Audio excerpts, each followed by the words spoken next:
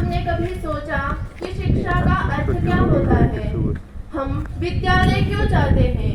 वहाँ पर गणित, विज्ञान, अंग्रेजी आदि विषयों को पढ़ करके परीक्षाएं उत्तीर्ण क्यों करते हैं? हम उच्च स्थान प्राप्त करने के लिए दूसरों से स्पर्धाएं क्यों करते हैं? आखिर क्या प्रयोजन है इस शिक्षा का? शिक्षित होने के लिए हम संघर्ष करते हैं, कुछ परीक्षाएं उत्तीर्ण करते हैं और किसी जीविका में लग जाते हैं। क्या यही शिक्षा का उद्देश्य है? यद्यपि जीविका कमाना जरूरी है, पर शिक्षा का उद्देश्य जीविका नहीं है। शिक्षा तो मनुष्य को जीवन जीने की कला सिखाती है। सज्जनता, सरलता, सौम्यता, स्वाभाविकता, धर्मशीलता और व्यवहारशीलता को सिखाती है। शिक्षा ही मनुष्य के जीवन को सुख, शांति और समृद्धि से युक्त बनाती है। हितोपदेश में तो यह भी कहा है कि विद्या ददाति विनयम, विनयाद्याति पात्रताम, पात्रत्वा धनमाप्नोति, धनात् धर्मः ततः सुखम। अर्थात विद्या मनुष्य को नम्र बनाती है, नम्रता से पात्रता, पात्रता से धन, धन से धर्म और धर्म से सुख की प्राप्ति होती है। यदि मनुष्य सुखी बनना चाहता है तो उसे विद्यावान बनना पड़ेगा। भर्तृहरि जी लिखते हैं कि विद्या राजसु पूज्यते न तो धनम, विद्या विहीनः पशुः। अर्थात बड़े बड़े महाराजाओं की राजसभा में भी विद्यावान पुरुष का ही सत्कार होता है, धनवानों का नहीं। विद्या विहीन मनुष्य का जीवन पशु के तुल्य होता है। महर्षि दयानंद सरस्वती जी के अनुसार विद्या की परिभाषा यह है कि शिक्षा की प्राप्ति और उसके साथ मानवीय व्यवहारिक गुण अर्थात धर्म, शिष्टाचार और संयम का होना। डॉक्टर राधाकृष्णन के अनुसार आज भारत सहित समस्त संसार के कष्टों का कारण यह है कि शिक्षा का संबंध धर्म, नैतिक एवं आध्यात्मिक मूल्यों की प्राप्ति के लिए न रहकर केवल मात्र मानव मस्तिष्क के विकास के लिए रह गया है।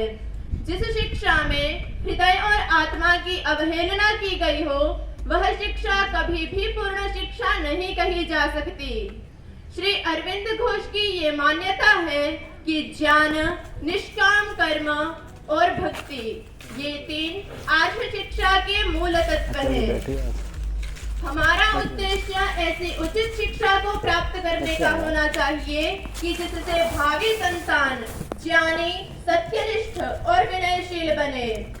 चाहे धर्म की किसी अन्य रूप में शिक्षा दी जावे या नहीं, परंतु मानवता के लिए, ईश्वर के लिए, दूसरों के लिए, देश के लिए और इन सब में अपने आप को जीवित रखने के लिए शिक्षा का ये सार प्रत्येक विद्यालय में आदर्श किया जाना चाहिए।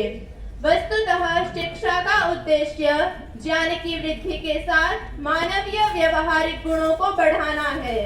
महर्षि दयानंद सरस्वती जी के द्वारा दिए गए आर्य समाज के 10 नियमों में से 9वें नियम के अनुसार शिक्षित मनुष्य का यह गुण होता है कि वह केवल अपनी ही उन्नति में संतुष्ट न रहकर सबकी उन्नति में अपनी उन्नति को समझता है। वर्तमान स्थिति में अध्यापकों का कर्तव्य केवल मात्र पाठ्यक्रमों की नियत पुस्तकों को पढ़ाने तक सीमित है। विद्यालय से जाने के बाद विद्यार्थी क्या करता है, इससे उसका कोई संबंध नहीं है। जबकि गुरुकुल में गुरु प्रत्येक क्षण अपने विद्यार्थियों का क्रियाकलापों के परीक्षण करके उसके दोषों को दूर करने के लिए साम दाम दंड जैसी नीतियों को अपनाकर उसको निर्दोष बनाता है। महर्षि दयानंद सरस्वती जी के द्वारा व्यवहार भानु नामक पुस्तक में ये लिखा गया है कि आचार्य समाहित होकर अपने विद्यार्थी को इस रीति से विद्या व शिक्षा करें कि जिससे उसकी आत्मा में निश्चित अर्थ स्थिर होकर उत्साह बढ़ता जाए। ऐसी कोई भी चेष्टा न करे कि जिसको देख व करके विद्यार्थी अधर्म युक्त हो जावे। अपनी आत्मा में इस बात का ध्यान रखें कि जिस प्रकार से विद्या व धर्माचरण की बढ़ती होवे और मेरे कुशिक्षित अथवा अविद्वान बनकर मेरी ही निंदा का कारण न बन जाए। वर्तमान स्थिति में अध्यापक लोग इन सब बातों पे ध्यान नहीं देते हैं।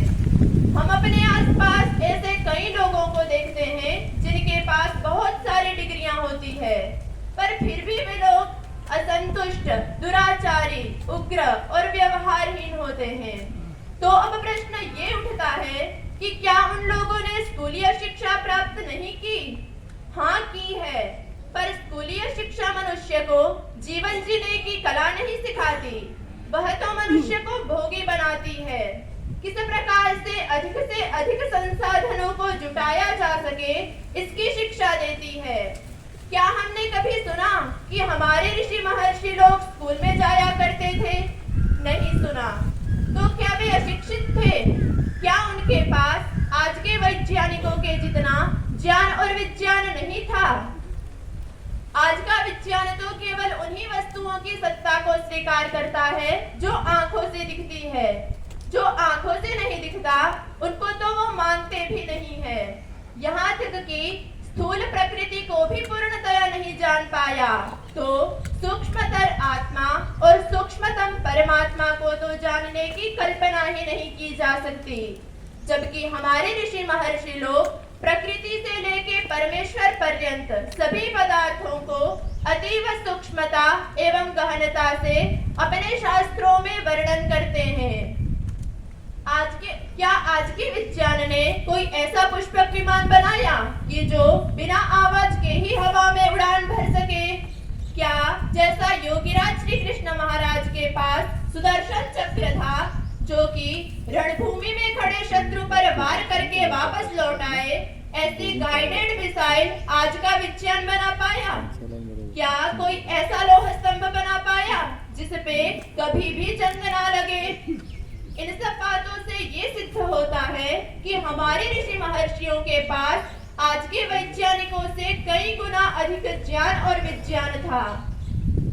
हमारे ऋषि महर्षि लोग गुरुकुल में गुरु के सानिध्य में रहते हुए अतीव श्रद्धा और अटूट विश्वास के साथ विद्याध्ययन करते थे। इनकी इस श्रद्धा और विश्वास की एक झांकी के लिए हम उपनिषद के इस प्रसंग को सुनते हैं। जबाला का पुत्र जाबाल सत्यकाम, जो कि विद्या ग्रहण करने के लिए गौतम गोत्री हारिद्रुमत मुनि के पास गया हुआ था। हारिद्रुमत मुनि ने उनसे अपना परिचय पूछकर उनको 400 निर्बल एवं कृष गायें देते हुए कहा कि इनकी सेवा आपको करनी है। तब जाबाल सत्यकाम ने यह कहा कि गुरुजी, जब तक ये गायें 1000 न हो जाती, तब तक मैं गुरुकुल में वापस नहीं लौटूंगा। ऐसा कहते हुए वे वन की ओर चल पड़े।